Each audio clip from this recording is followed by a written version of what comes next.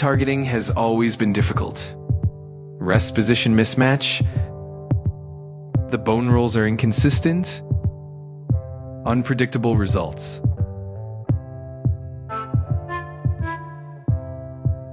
After waiting so long, the result still falls short of expectations.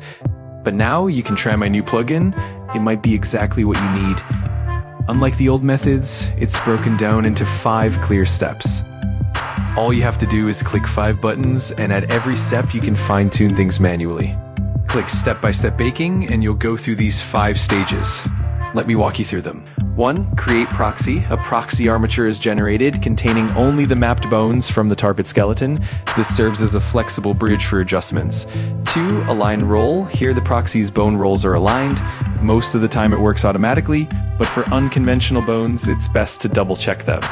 3. Constrain proxy. This step adds copy rotation, world space constraints to all proxy bones. For the root bone, you may also add an extra copy location. 4. Empty bridge. This is a crucial step. Each target bone gets an empty object as a temporary coordinate system. So if some of your bone roll values are rather special, it's best to check them. If the results are not satisfactory, select the empty objects and rotate them to the appropriate values to solve the problem. 5. Final baking. Once all steps are done, press the bake button and you'll get a clean, satisfying animation.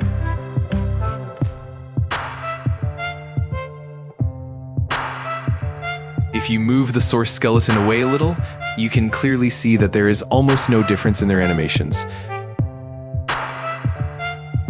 What's more important is that this plugin can almost ignore the topological structure of the skeleton to achieve a decent animation, even if their rest positions are completely different.